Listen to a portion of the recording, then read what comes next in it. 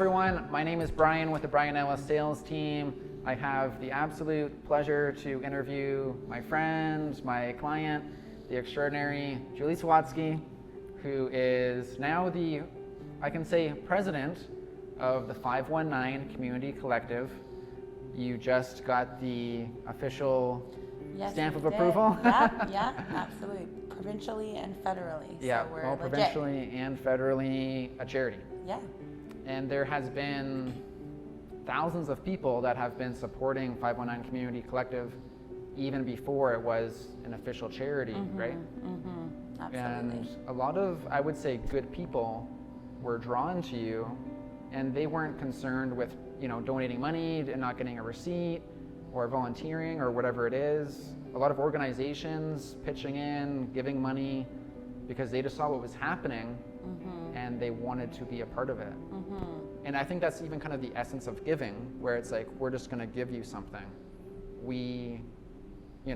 It's not about getting, it's been truly about giving, which really makes 519 Community Collective unique, I would say, because it's at the core, it's about serving, giving, loving, not judging, and everyone's like, yes, that, please. And filling kind of a big void without a lot of complexities, right? Absolutely. But we can kind of rewind a little bit, so if you can just tell me, 519 Community Collective, how long has it been going for now? Cheers, by the way. Cheers to our Awesome hangout. I know you're very busy, so it's a pleasure to be able to. I know it's taken a while to get together. This is the first time Julie has sat down in 2 years. So here it is on camera. So Let's record that for sure. Yeah. Yes, but cheers. So you said, how long has 519 Community Collective been going now? Yeah, so I believe I started the Facebook group online March 30th, 2020, right March at the beginning 30th, of the 2020. pandemic. Okay. And so I have to ask, so the viewers know, so why? Like, how did this happen? Yeah, so originally I started the group on Facebook because I'm a photographer. Yes. And I owned a home-based hair salon, and unfortunately both of my industries were shut down during COVID, and that was a hard pill to swallow. And I can speak for myself personally. I was definitely suffering from some depression and just a lot of anxiety about the future. And I thought, I'm going to start this group on Facebook, and I'm going to encourage people to join, and we're going to share our real, genuine, authentic thoughts and experiences, photos, things like that through the pandemic. And during, seeing all those people posting that, I realized like how privileged I really was. And how blessed I was to be in the position I was, and that my things that I was so anxious and stressed about were really not nearly as big as a lot of the folks who were posting. Yeah. And I realized people were losing their jobs, and folks were, not able to provide for their kids and put groceries in there and in their fridges, and that was really troublesome to see. And I thought, maybe we can take this thing to the next level. Yeah, super exciting. And a big leap of faith, right? So that was amazing. When your business got shut down, you kind of refocused, and by the way too, we're in, of course, your beautiful studio now in Waterloo Region, and it's amazing here. And so it had humble beginnings, right? So For sure. So it started as you and your husband David and your 3 kids. And who was maybe the first person to? I remember there was, when you started the Facebook group, you invited kind of your people. Like, how many people? I was one of the first people. There's probably about 22 people. There's about 22. Know the number, 22. There's about 22.1. One was pregnant. Yeah, exactly. No, it was a very small group of people. I would say that I have a very small tribe, but the ones that I do have are some of the greatest people I've ever met, and I can really count on them. And I thought, if we're gonna start doing this, it'd be great to get some other people on board to share and to get involved. And that really blossomed very, very quickly, way faster than I ever imagined it would, for sure. And interesting you use the word tribe, because you were raised in Papua New Guinea, so. Yeah, exactly. I was a missionary's kid growing up. We were in Papua New Guinea through New Tribes Mission. Yeah. And my parents certainly laid the groundwork for being humble givers. Yeah. And I saw that my whole life growing up as a child, and I was really inspired by them. And something my mom always used to say when I was growing up, and I'd say, one day I'm going to be a missionary. And she'd say, you don't have to go overseas to be a missionary. You can be a missionary in your own backyard. Wow. And I used to think, oh, sure, whatever, Mom. And now I really see that in her, and I have conversations about that often, about how that has really come together. And she has been one of your biggest supporters. My mom and dad are pretty incredible people. Yes, they My are. mom is on one of our administrators, and even though she lives in Mexico, she is heavily involved in the group and is always there for anyone that asks for any help, for sure. Super amazing. Yeah, it's a family, you know, kind of family roots and spread from there, right? So then from that, your family and those 22 group members, the Facebook group now, it's over 10,000 people. It is, and across social media with like Instagram, TikTok, and all of the other, we have about 8 different Facebook groups in total, and pages and things like that for all of our different programs. But across social media, it went from about 22 members to almost 14,000 in a very short period of time. So I think that's very indicative of the cool people we have in our community. Super for sure. Cool. Well, and the community has been outstanding. Cheers to the community in the Cheers Tri-Cities. Because I certainly couldn't have done it without the amazing people that live in our community in the region, for sure. Yeah. Well, and so what has the response been of the people that you're serving? Like, I know you probably have a million stories you could tell, but what's been the response? Are people happy to see you, I would assume? Yeah, exactly. They call it the Van of Hope, or they call me Soup Mama. And they have other nicknames for other folks that are on our outreach teams and things like that. We have many, many volunteers who are such a bright light on the streets for people who don't have a lot of support, who don't have a lot of connections, so to speak. And on the streets, it's hard to be vulnerable. And so when our teams come out, we have a real trust formed with a lot of the folks we help provide food and services for. And I would say that I never started out to create a bunch of programs or anything like that. It really just started out on a mission to help people, but you know, it's just blossomed due to the need, and there's just been so many people rallying around to help that I really think it's been such an amazing experience. Yeah, absolutely. And so on your, you know, you're very humble, and I know you would say you can't do it alone. You have an amazing admin team. So did you want to mention just very briefly, like, how many people are on the admin team? So we have 9 people on our give them a board shout of out. directors. Give them a shout out too. Yes, the names absolutely. of the people, because I know that core group has been like, this is not, oh, I'm just gonna take a photo with a homeless person and, you know, like get Instagram likes. Like, this is like, this is, you guys are talking a lot every day, rocking and socking, and you know, we'll talk about it later. I don't know how you even do it all, but you do amazing. But your admin team, so tell me about the our admin team. administration team is absolutely incredible, and I don't like to over spiritualize things, but at the same time, I really do give all the praise and glory to God, because He knew the type of people that I would need to help lift me up and help guide me. You know, I have ADHD, and I'm a creative, and I'm loud, and I can come up with these cool ideas, but putting that all into practice and having the organization behind the scenes is an area where God knew that I would need some help and support. And we always say in our team, we're like, wow, it's amazing how everybody came together from all different walks of life, different ethnicities, different religious backgrounds, different everything, upbringings, cultures. The only one thing really tying us all together is that we genuinely care about the people in our community. And one of the most amazing people I've ever met is Leah Goetz Bryant. She is our co-chair, and I could get emotional because she truly is like a gift from God. Cry. Yeah, no, I'm not gonna cry, but I could, because she has held me up many times when I was not able to do that myself. We have Beth Cooper, Lisa Braun, Linda George, Rick Weber, Anna Esmeraldo, Jennifer Lech, Trina, Sadia, we have Andrea from the New Beginnings team, Samantha, our amazing Samantha, that I met just not long ago, but she has truly become like one of my best friends and such a huge contributor to the community.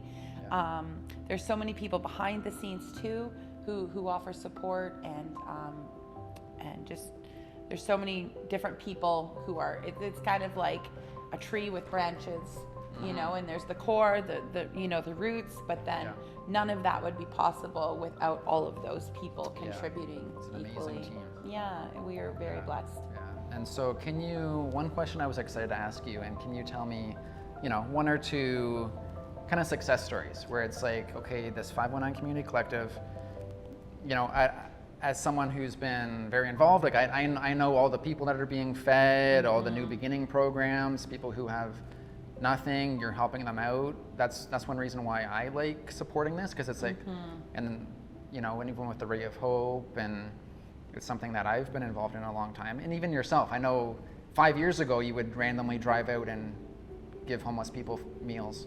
Yeah, but it's always been in my heart, and I've always tried to raise our kids to think outside of their privilege essentially, and look at the need around, and that really has grown. For sure. So so what have some of the success stories been like? I know you could probably tell a 1 hour long story, but you know. Absolutely. So one thing that really sticks out in my mind is just, you know, over the last 3 years I've met a lot of people on the streets, and I've seen people go through a lot of ebbs and flows. And there's people that I remember from 3 years ago who were heavily using, who were living in a tent on the street, who could barely form a sentence, were just completely at their wits' end, no hope in the world or anything. And through the support of many different groups in the region and organizations, us as well supporting and really trying to build that bond, watching them transition from that to getting clean, to going to rehab, to getting a job, to getting housing, and then for our teams to be able to help provide them with the furniture and everything to get their lives kind of started. Those are such beautiful moments for our team, and we really rejoice behind the scenes because we really do care for these people, and when we see them struggling, we really feel that in our heart too. So to see them go through these small successes and bigger successes, we're all rejoicing there with them, and they're kind of like their cheerleaders, so to speak. We've helped a single mother with 5 different children who was living at one of the motels acting as shelters. We had met her with her 5 kids at a local outreach night where we serve food there, and we saw her pop out with all her kiddos, and I was just impressed that they were all living in that one room. What were the ages, just so people can kind of get so we had 15 all the way down to 2 years old. All the way down to 2 years old, and they were all staying in one room with 2 queen-size beds. In a motel that's housing a wide demographic of people, right? So this mom was just completely exhausted, just trying to get on the housing list, working with other, you know, Lutherwood and all these different things. And she got word that they got a place. So they're going to be moving into this place. So then our whole team got together. We provided the kids with bunk beds, bedding, pillows, sheets. We threw them a pizza night. It was just the most incredible thing. I brought my kids with to help, and there was other admins there, but I will never forget that for the rest of my life. Those little kids walking into this place that by any of our standards would be a place that we would not even find even really livable. But they were so excited to have a home landing space, and those kids were like in tears, jumping up on their used bunk beds and things like that. And I'll just never forget that, because it truly puts things into perspective how blessed we are, and how many people right here in Canada, right here in Ontario, right here in the region go every day without all the time. And it's just, it's amazing to watch how the community rallies together to lift these families up and help get them the supports that they need, for sure. Well, and an interesting kind of mentioning, you know, food, and because you would know better than me, but correct me if I'm wrong, but is not that need at an all-time high right now? It absolutely is. Absolutely. We get asked all the time, why do you need to have food programs if there's already a food bank? And I always have to take a deep breath. Yeah. Because that is a question that we have been asked frequently, but I always have an answer for it. No doubt. Because the reality is, during COVID, so many people that never would have needed to use the food bank now needed to. Lost jobs, laid off, the list goes on, medical problems, sick with COVID, quarantining. And the food bank is open for a certain amount of time, and they don't necessarily cater to certain needs where people can't just drive there and access a food bank camper. So we try to fill in the gaps where people are experiencing that need and are not able to access the regional resources. I would say that during COVID, the need probably increased by 40% across the region in terms of how many extra people were needing the help. But then the food banks and everything were under-resourced too and understaffed.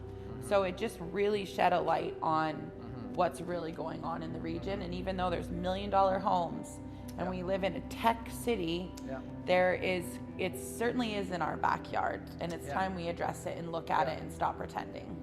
Well, the region is becoming more city-like too, right? It certainly is. The Elevate lofts right on Weber Street, and just down the street we have motels acting as shelters with families staying there with no money and no food.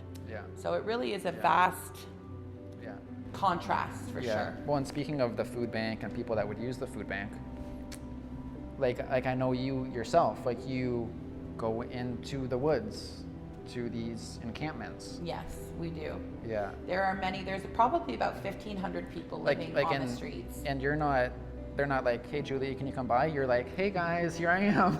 Literally that. We have gone on many walks in the woods with our dog and the kids just to see who we could come across, and we found many an encampment. Made a touch point and then circled around with our admin team, got supplies together, and we all went out there with gift cards. Whenever we can, whenever we see a need, we do what we can to meet that need, because there's so many people that fall through the cracks every single day. Well, I know you've touched about this too, you've spoken about it, but just to bring it out there again, because like you bring your kids, and so are you ever scared? No. I know a lot of people ask me that question, like, how could you bring your kids to an encampment? You know, or I see it on posts where I'm gleefully proud showing my kids down there handing out sandwiches or hot meals and things like that, and people are like, what kind of mother are you? Well, I'm certainly not naive. But I really believe that just because you're experiencing homelessness, even just because you're using drugs, just because you're experiencing tough times, doesn't innately mean you're a bad person. So people need to understand that people can go through tough times and be living in rough situations, and they can still be incredible people. And that's what I have learned. That's what my kids have learned.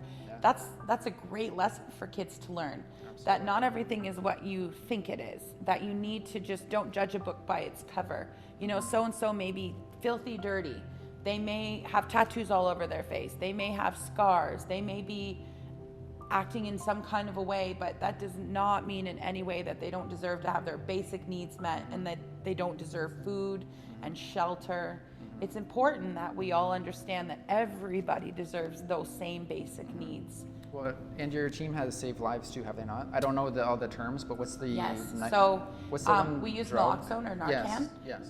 And myself, unfortunately, I have been in quite a few situations where I've been on call at an outreach or helping to move an encampment or what have you, and people are at an all-time high with their stress. And if they're actively using, it just causes more of a panic using, and we have experienced overdoses where we have had to use those kits, and it certainly is something I never really knew about before starting all of this.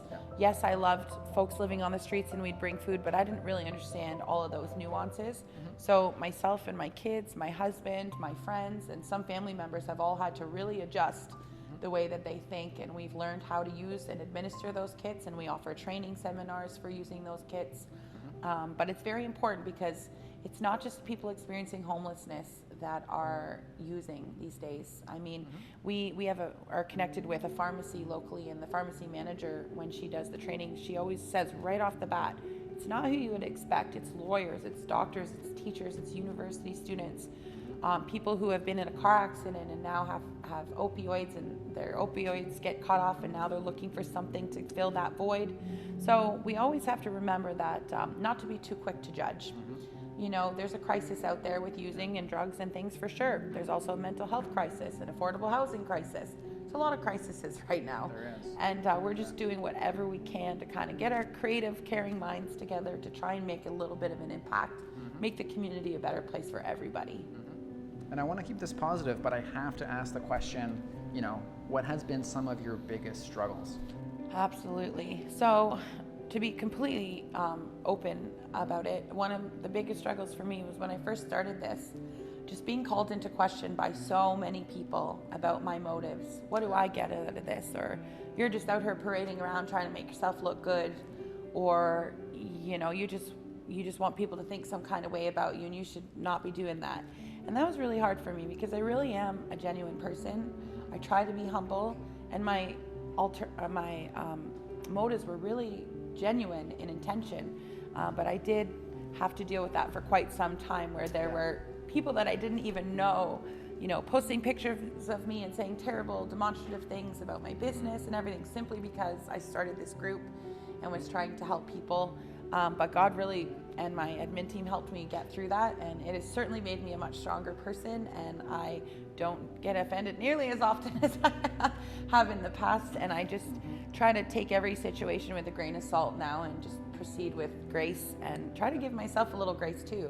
For sure. Like, there's a lot of pressure on me and my team because we have taken on all of this, and the majority of it does still run from my home, and we are being looked at all the time, you know, in the public eye, but it certainly has been a learning experience, and I've grown so much since I started this, just matured a lot, not having to take everything so personally, and it's been a humbling experience for sure. Yeah, well, no doubt.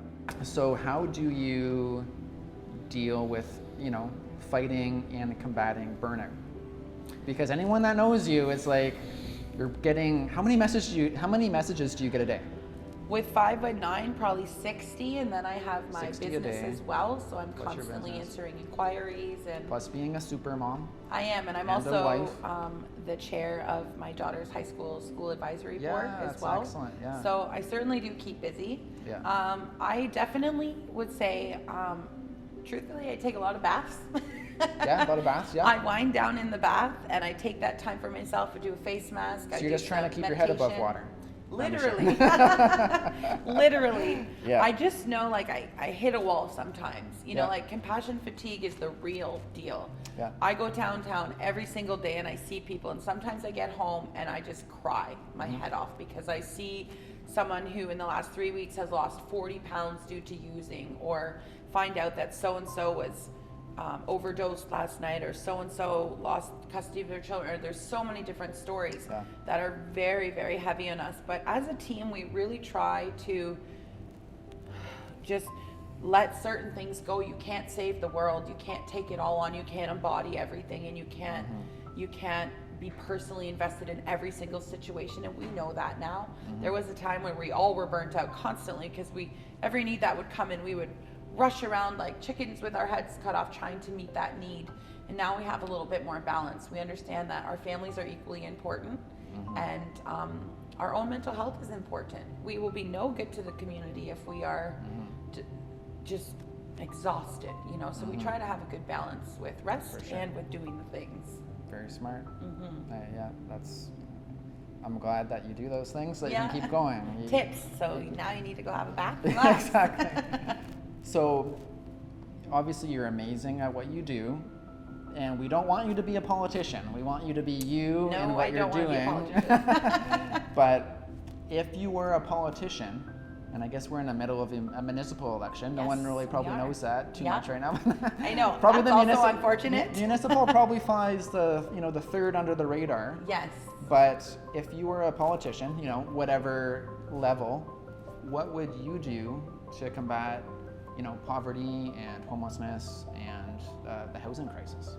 Absolutely. No pressure, eh? Can you at solve all the world's problems? No. What would you do? So, like, this is just my humble opinion. I'm sure there's many opinions across the region that are valuable.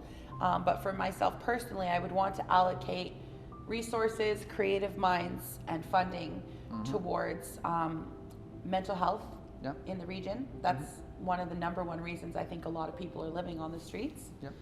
because they just don't have that wraparound support. Treatment centers, because there's a lot of people who are using that want to get clean but have to wait 7 months to a year to get into a treatment facility for detox. So I think that that's a problem. We have a lot of deaths and ODs in the meantime, right? And so that's unnecessary. I think definitely allocating funds and getting these creative brains together. We live in a tech city. We have so many creative, amazing people here, to get them together so that we can figure out this affordable housing situation. I mean, yes, it's great to live in a city where there's so much growth, but there's so many people who are being left behind. And we need to rally together to figure out that addiction component, the affordable housing component, and home support for the people that when they do get housed, that there's wraparound supports, so that they're not, here's your first and last month's rent, we'll pay that for you, now you're in your apartment, you have no life skills, let's just let you figure it out. We need to have resources allocated to the whole step-by-step process of getting these people off the streets. Homelessness will never go away. I don't think it ever could, but we can certainly get our brains together to come up with some serious solutions. Yeah, well said, well said. And so what do you think about, it was just recently announced, but the new emergency shelter on the Weaver old Street. Schwaben Club. Yes. Right across the street from Red Lobster. Yeah. So what are your thoughts on it? I know there's lots of opinions. People will be like, it's bringing crime to the area, and other people will be like, well, crime's already been in the area. It's just moving. Yeah. No, and it's not to say that everyone who's experiencing homelessness or using is going to be involved with crime. That's a very generalized statement. That's a tall ask. That's a dangerous stereotype. It is very dangerous stereotype. So I've already heard a lot of the opinions. Yep. Our group was made aware of this this week via an email from the region to let us know that it had been moved. Yep. I believe that it's just going to take some adjusting for people. People who are going for their $200 meal at Red Lobster maybe need to see some of the realities in the region, and so they understand that it is in their backyard. Yep. And I think people need to just, instead of trying to just close your eyes and pretend there's not a problem, we need to have that in front of us. People need to see it, and then we're going to be more active. We're going to get creative with thinking. We're going to get more proactive in doing solutions and creating solutions. But I think that you can't just imagine them away. Winter's coming. People have to stay somewhere. There's no reason that anyone should freeze to death in Ontario. That's disgusting. Yeah. And so maybe it's not the most ideal location. I understand that. It's right down the street from a high school. It's right beside a gym. There's going to be a lot of heavy traffic. There's going to be a lot of people who are going to have to readjust their attitude.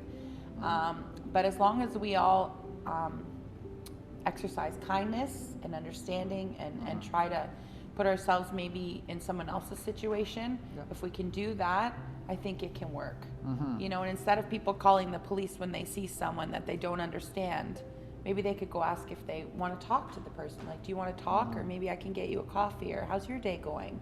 There's a way to deal with people with love and kindness that goes a lot further than doing this at home. Well, and I can't imagine not having somewhere to sleep in the summer, let alone when it's minus 20 or... Absolutely. And the great thing is, when they first get started, it seems that they're going to be able to house 70 people, and it will be open 24 hours a day.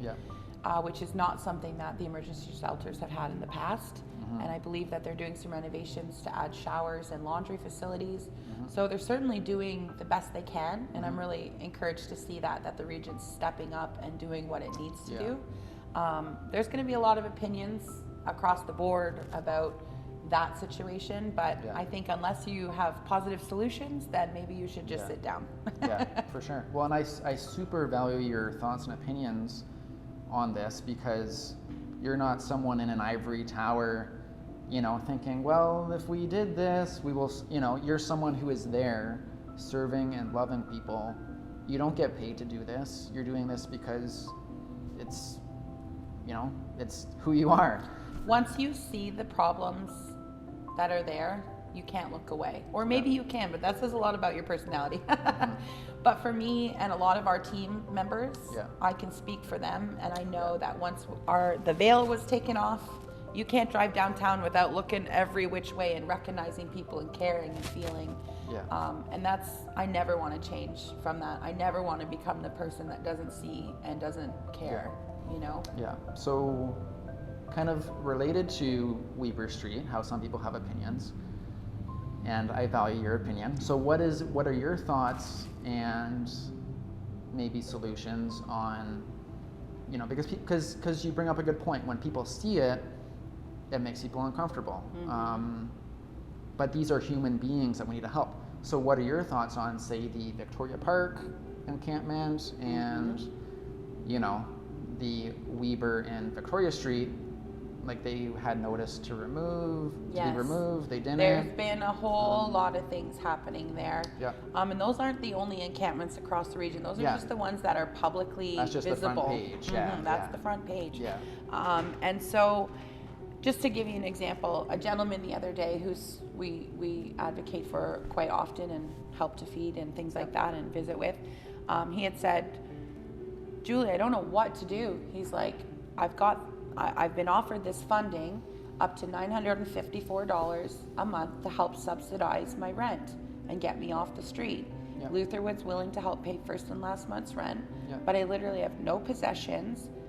I'm living in a tent right now. And he said they've taken me to 2 rooms for rent that were literally the cost of almost $1,000.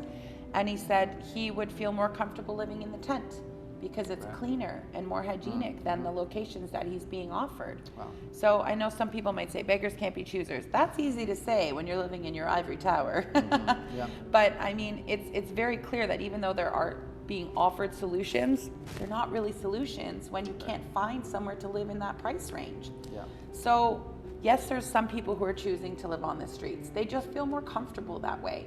There's a lot of activity going on in shelters, and some people just don't feel comfortable being there. Yeah. There's a lot of different dynamics, personalities, and things that you have to work around. And so I think the reality is, until there's a real solution for affordable housing, we're going to consistently see these encampments pop up all across the region, and they will keep growing. And no amount of people driving by, taking pictures and waving their fingers is going to do anything to change that. No. There needs to be fundamental change at a political, regional level to ensure that the right supports are there to get these people clean if they choose to. Not everyone wants to get off drugs. But it seems to be a general consensus that a lot of the folks that are on the streets do experience all different kinds of forms of addiction or traumas, PTSD. The stories that we hear are absolutely heartbreaking. It's any wonder that people are on the streets because they really have a history, and it's not always great. Yeah. Well, and I know at the Victoria and Weber Street location, I know you were a big advocate for them getting something very basic, a bathroom. Can you tell me a bit about that? Sure. Yeah. Ourselves and many other groups were actively advocating for them to get porta potties, which they now do have, and the region has provided funding to have restrooms open at the St. John's Soup Kitchen outside of ours. But just, I understand there's a lot of I don't know the word for it. There's a lot intricate, of yes, exactly. Yeah. There's a lot of things that have to come into play with that kind of thing. Is it municipal land? Is it regional land? Who's going to take care of the bathrooms? Is it going to be safe and hygienic? So there's a reason it took so long. I get that, but just that goes to showcase, like, there's people who had to fight to be able to use the restroom. Right. In a first world country, in one of the richest cities in Ontario. Yeah, oh, for sure. So, I mean, I think that just goes to showcase that there's a lot of work to be done, for sure. Yeah, and so 519 Community Collective, a lot of different programs. Can you just touch, kind of briefly about the many programs? Because I'm sure everyone who's tuning in, they might know it well. Even I'm learning new things. Like, what are the programs that... So we have, just go right from the top. We have a community fridge, which is accessible 24 hours a day, where people can come and access fresh produce and bread and different things. There's no questions asked. It's take what you need, give what you can. We have 23 little free food pantries across the region as well, where people can do the same 24 hours a day, come and access non-perishable food items, small toiletries, hygiene products, things like that for free. We support all of the different motels acting as shelters in the region with food. We have outreaches that go out to all the encampments. We have 2 different commercial kitchens where we cook meals out of to serve to the community in need, a frozen meal program, a pet food program for folks who are struggling and can't afford to feed their pets. We offer different sponsorships at like Thanksgiving and at Christmas time for families that are in need.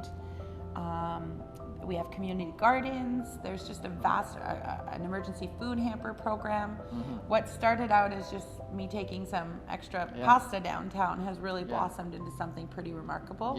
But it wouldn't have grown if the need didn't grow with it. So I'm just so grateful that God provided for those needs and that the community helped us to get that growth going for sure. Yeah, and you did a New Beginnings program. Yes, my goodness, our beautiful New Beginnings program. And may I just say that Jennifer, Leah, Rick, and Andrea do an incredible job running the New Beginnings program. It used to just be like the man with the truck. The man with the truck and the man on a mission. Man on a mission. We love Rick so much. And everyone else you mentioned. And everyone else we mentioned. Jennifer gives tirelessly. She is an incredible human being, and we would not have a New Beginnings program without her and the other members behind the scenes. People truly don't recognize or realize the amount of work that goes into that program. But we're helping folks move out of shelters, off couches, off the streets. We get referrals from the One Roof, the Ukrainian efforts, Victim Services, Grand River Hospital, all different organizations that can no longer provide certain supports, and they're now referring their clients through this program. So I think we've probably helped about 150 or 160 different families and individuals get furniture and set up in their new places. So it's been really amazing to watch that grow. Wow. Yeah, it's just so many different facets to help people out. And so with Thanksgiving coming up, there's the Thanksgiving dinner. Yes, we're going to be serving 500 hot turkey dinners across the region, across Waterloo, Kitchener, and Cambridge. So there'll be 3 events? Yes, so we're serving, I think, 3 or 4 separate days, all the encampments, all the motels, seniors, different seniors' homes, individual families. Right here down the street at Ainsley Street South, we'll be serving directly right out there. It's a pretty big mission, and Lisa Braun is helping to head up the IPC kitchen. Myself and Samantha are helping to head up the Cambridge one. But we could not do any of this without the amazing donation that has come in from the amazing Brian. Keep it awkward, Julie. We like doing things annually, right? So it's like an annual thing. Yes, I love that. And something you can depend on. Absolutely. That's been so great for us because let's be honest, since we started, I have been able to personally reach out to you. And when we were in a pickle, you have always stood up and helped, just very humbly and quietly on the side, and when we were talking numbers this year and how many turkey dinners we're gonna have served and the cost of groceries, we were really stressed out, to be like frank. And I just reached out to you quickly, and you didn't even hesitate to offer to cover the cost of all of it yet again. And this is just becoming such a beautiful partnership.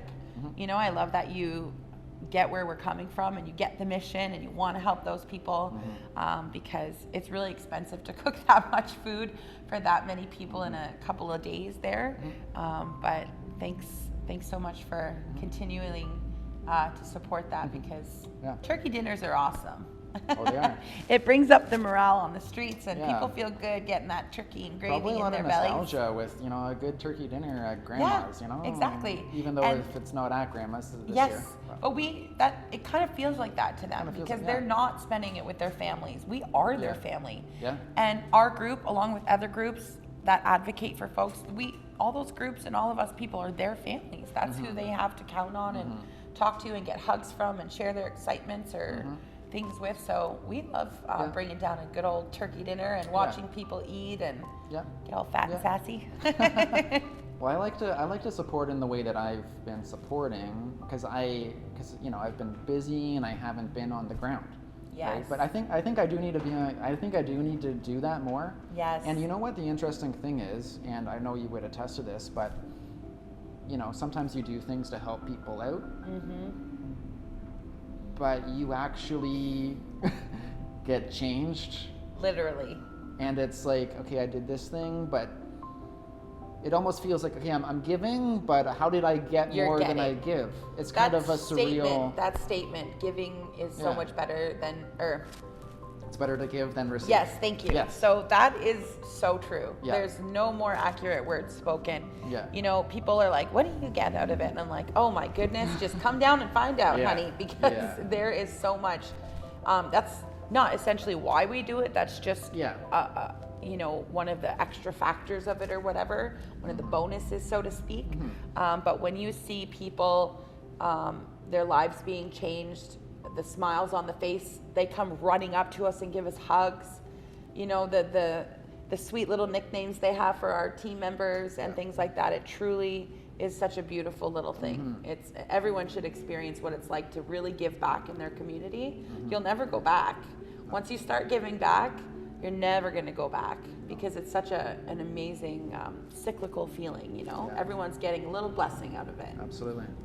So what is next for 519 Community Collective? Yes. 519 Community Collective. Yes. Because you have grown rapidly.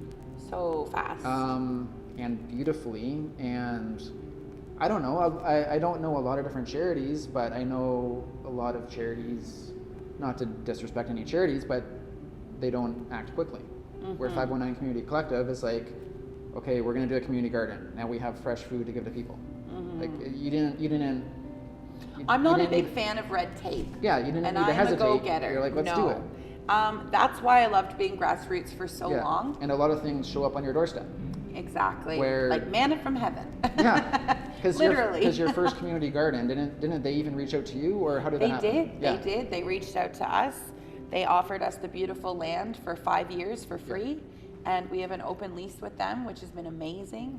And same like our space down the street, where our commercial kitchens have also been donated to us. It's like people see the vision and they can't necessarily get right in there and cook the dinners, but they can facilitate in other ways that are so impactful. The next step for 519, this week we actually became a registered provincial and a federally a nonprofit organization. We are currently going to be applying for our charitable status, which could still take up to 8 months. But we are very excited now. We'll be able to take advantage of doing some grant writing and things like that, because funding is always probably the most important thing around here. No one gets fed without money. That's right. And that's kind of what keeps the programs running and stuff like that. But we are really excited with the momentum currently happening and the amount of leadership behind the scenes encouraging us and lifting us up.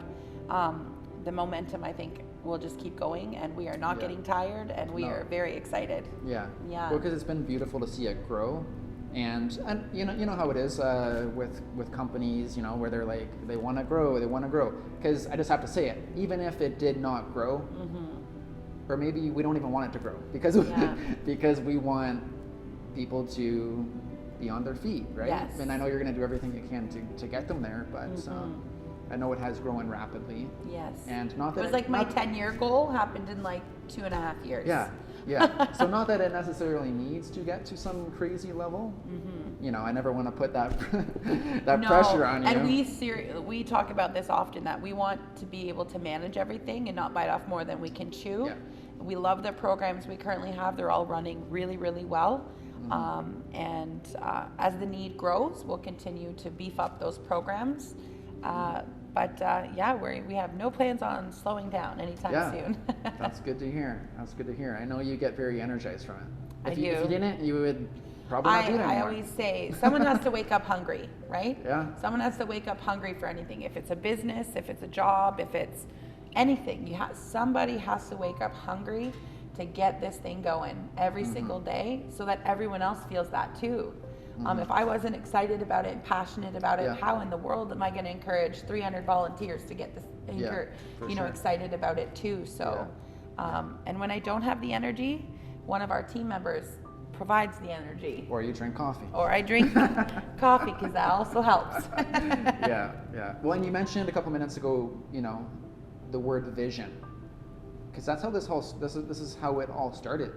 You had an idea, you had a vision, you made it happen, and you're still casting the vision, so to speak. You're still charging ahead, but you're the type of leader who is in there with the people being like, let's go guys. Yeah. Right? So I'm passing the baton. Yeah. And then it's getting passed back and keep going around. Yeah. So you definitely have the vision, and that's why people are jumping on board. And we have been, planning on sitting down together for a long time. Maybe I would say a year or more. It has been. It's been that long. Because I really wanted to deep dive into 519 Community Collective, support it. You know how I am. Absolutely. It's just I don't want to hold back. I want to support it so we can charge ahead. And we've never quite done something where we've sat down, talked in depth about it. I'm almost glad we did it. It took so long because there's so much that has happened since then. Yeah.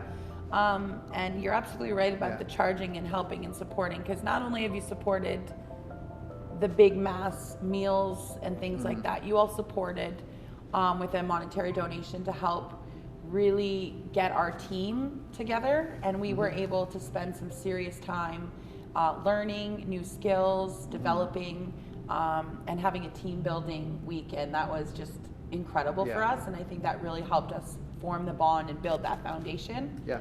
So that was just another gift that you've given us that we really appreciate. Yeah, and I know that kind of development is really priceless. It is. Like in business, I know the quote where it's your business grows to the extent that you do. So true. So, and it's not say business, it's it's whatever you're doing. So even in like this organization, you got to keep taking those baths and investing in yourself. You do. And the team. You do, and the team. And I always say, like, your team is only as good as you treat them. True. And if you don't have respect for your team and you don't allow them grace and you don't encourage them to do the self-care and encourage them that they're doing an amazing job and lift them up and cherish them, why in the world would they volunteer endlessly for nothing? Yeah.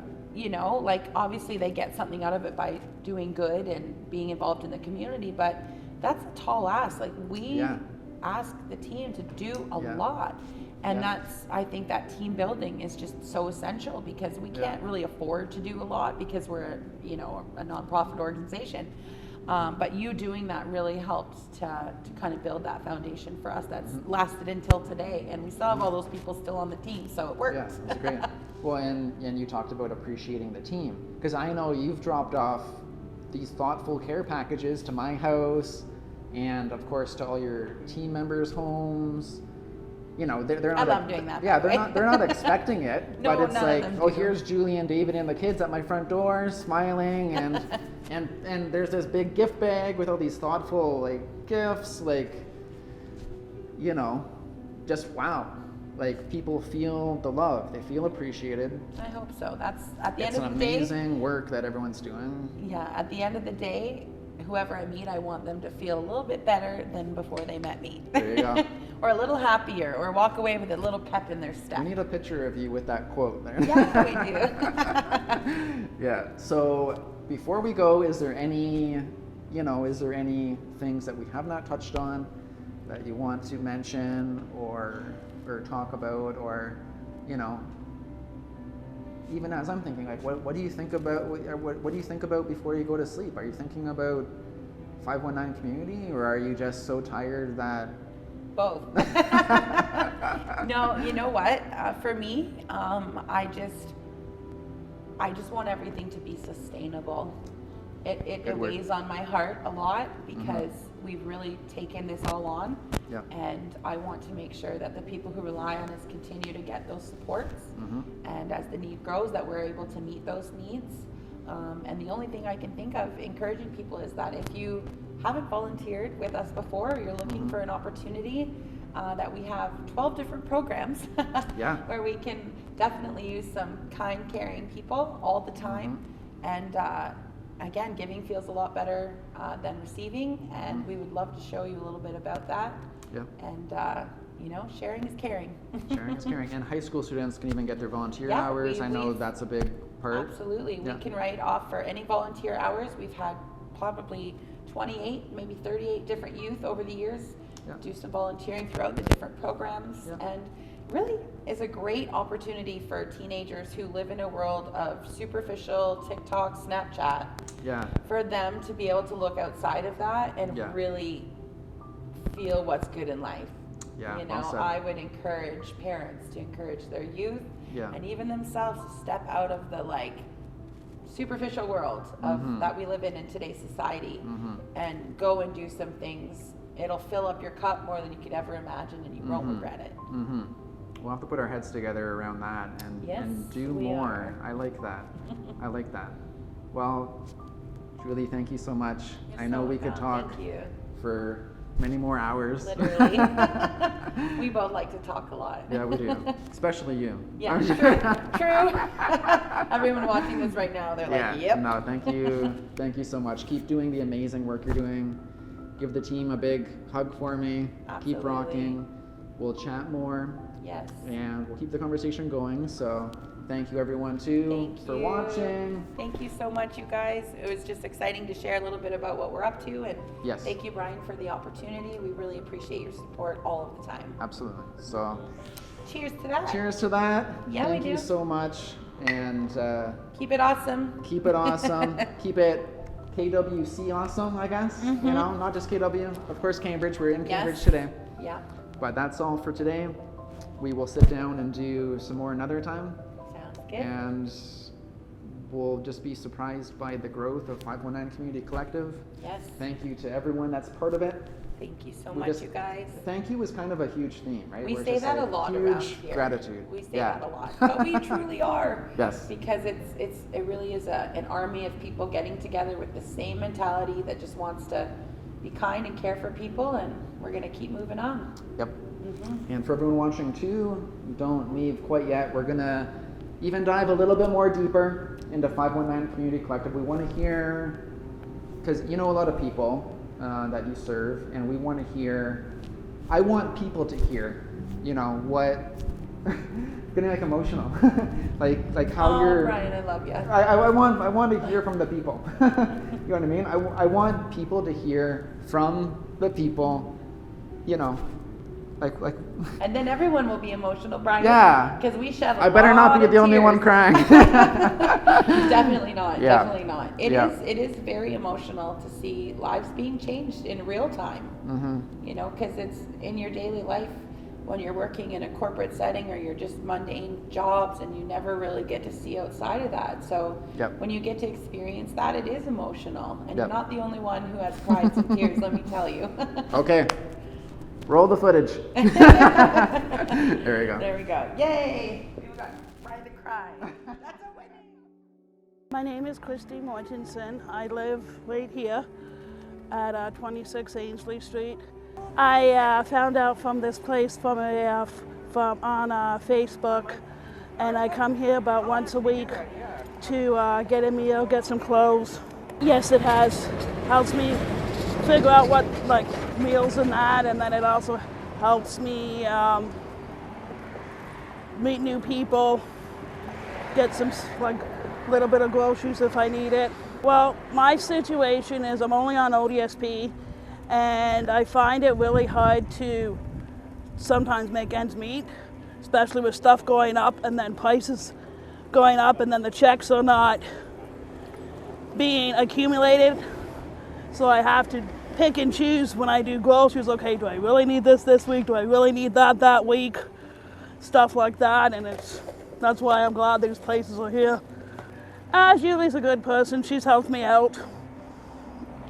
Stuff like that. Rhonda Little John, and I'm from Cambridge, Galt area. I came down here one day and they were serving food. And it's good food. Good They stuff. always make good food, friendly people. Because the food is so good and delicious. And the friendly people too, right? I'm Josh. I'm from Kitchener, Ontario. I actually heard through you guys through coming here, actually. I was hungry one night and I came for supper. And it was actually your guys' first night gonna be out here on the streets. I am homeless. Every night it gets a little difficult with some people driving by, and they'll call out specific names or they'll throw things at us. And I don't know why they do that to us. I did have an apartment on 175 Hespeler Road, and I got evicted for smoking. I still smoke. Yeah. Well, I don't think they're ever going to allow me back in there now that they know who I am, and I go through ODSP, and I have a trustee program so that every week I get roughly $90 a week through Tuesdays and Fridays, and that helps me survive on what I need to be out here. I would rather be in a homeless shelter, but right now they're either full or not letting me into the shelters. I'm hoping that I can smarten up and get off these streets and have my own place again. Me and her have been friends ever since I've been homeless. I'm also epileptic, so that doesn't help when I have my seizures on these streets. My last case was on Friday. I had 3 seizures in one day. That's never happened to me before. I'm hoping that somehow, some way, I can get it taken care of. My name is Steve and I'm from Cambridge here. I heard through another agency actually. Oh, very helpful. Very. This is my second time here. And did you enjoy the Thanksgiving dinner? I did, a lot. I'm homeless, but I live at Bridges. I get welfare money and then I use some of that for when I can, and then I come through these lines. It'll get me through the month. Just to get better and to survive, keep going. I appreciate it a lot, I do. There's a lot of support here in this group. Word of mouth from fellow Cambridge residents. Not at the present time. They're good. They're reliable. They're reliant. They're very pretty. They're good people. They're from a good community. I guess they're. Oh yeah, they're very generous. They're very friendly. They're a gorgeous family. I suppose think about with your family. I just love meeting all the people that I get to meet down here. And everybody comes together and we all work as a team, and I love that. And I love all the people that we meet on the streets that come for a meal and are just so grateful. And I'm just so grateful for them. For me, it's more important that they're here. I'm more excited that they're here and able to enjoy the meals with us and come in and partake, and just to see them, you know, smiling and happy, and just that interaction is really great. I like that interaction. I love even speaking people to one.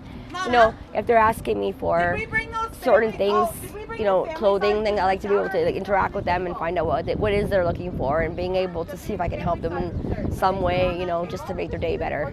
Awesome. And what can you say about Julie? She's trouble though. No, she's awesome. We love her. She's a great leader, but also a great friend, you know, so she's, you know, she doesn't just dictate, you know, we work all together. It's, you know, doesn't feel like there's any hierarchy here really. I mean, she's obviously in charge, but nobody's made to feel that way. You know, we all work together. We all work, you know, it takes many hands to make everything work, and I think that as a team we work really, really well, as, you know, and I love that. I enjoy that very much.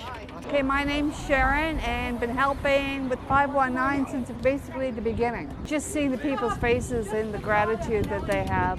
I mean, they're so appreciative of what we do. So, I mean, yeah, it feels good to give back. That's what it's all about, you know, because it makes you appreciate more of what we have. And we're all just one step away, because you never know. You never know. So, yeah, we just makes you appreciate what we have. Julie's awesome. We've been, like I say, we've been with her since the beginning. We started off in Kitchener, walking downtown Kitchener to the House of Friendship, down behind Dollarama, handing out meals. So, yeah, she's awesome. I struggle right now, but that's it. Things will get better in time. Just WO, that's it. I got a hernia, so I'm getting it taken out. And probably after that, I'll be somewhere. How does it help you with like coming to places like this to get some food and stuff like that? How does It's that beautiful. work? It's great, and the girls are doing a great job. Everybody here is awesome, friendly, and helpful. Awesome. Food's great. Thank you. What's your hope for the future? To breathe tomorrow, I guess. Just to have fun, enjoy life. This is the first time I didn't know about this place. I'm driving on by and then I stop and go, hey, can you tell me what's going on there? And he told me. And he goes, oh, there's clothes down there you could get and then food. I goes, food? And he goes, yeah. He goes, today's turkey. I've been thinking about turkey all day. And here I go, get a turkey dinner and ham, everything I love. And they're so kind and generous. Oh man, I'm in another world today. This has made me happy. She's a godsend, brother. She comes here with all kinds of food and coffee, hot chocolate, all kinds of stuff for us. And what's not taken is distributed somewhere else. So nothing goes to waste. It doesn't get thrown in the garbage. It gets taken home by somebody. If not, or yeah, there's just down the street. There's the rave center. It gets brought down there, and people just help themselves to it. And we give it away. Nothing goes to waste. I'm a commercial industrial painter. Okay, amazing. And we just got laid off because of this COVID crap and stuff. And right now, things are very, very, very slowly starting to get back to normal again. But I mean, do really slowly. There's a lot of people. There's that COVID stuff. I don't know. We don't want people in our building and stuff. I had a couple of buddies that used to come down here, and they told me about this place. You know, hey, you want to run into some people and drink some beers and stuff? Come down to the church, man. They let us do that. And I'm like, really? So I came down here, and I've been here ever since. I come here pretty much every day because I know everyone, and a lot of people come and go. You get some people that come, they sit down for a beer and then they split, or come just sit down and have something to eat or have a cigarette and then they take off again. And so some of us just sit here and have some fun. I do okay. They're like, you do okay. No, I was born in Toronto, but I've lived here since I was 9, yeah. I don't work, I'm retired now. I'm health issues are bad. The doctors say there's something going on with my liver. They're not sure. I've got osteomyelitis, which is a blood infection. I've been in the hospital 4 times in the last 7 years. Yeah, ODSP, $1,055 a month. And my rent's $700 plus utilities, plus gas and hydro. So in the winter months, it's $180, right? Half or 1/3. So you basically just cover your rent. You don't have much for food? No, about $155 left over, yeah. For a month? For a month, yeah. That's pretty hard to survive. Yeah, but I can eat for $40 a month, right? That's pretty frugal. And my mom taught me that, and also I don't want to advertise this, but jail taught me that. Because you get portions in jail, and you're never really hungry in jail. You might crave something to eat, but you're not hungry. And the same as like, the stomach never gets really completely full anyways. If it did, people would eat themselves to death. It only gets through and the brain tricks it into thinking it's full, right? But I used to eat 5-6 times a day, just because I felt I was hungry, but you're not really. So I learned how to eat portions. The greatest thing I ever learned, this might be a good advice. Learn to not allow anybody to make you feel the way you don't want to feel. No matter what anybody says or does, maybe only one person in the world that can. Nobody can make me feel the way I don't want to feel. I allow them to.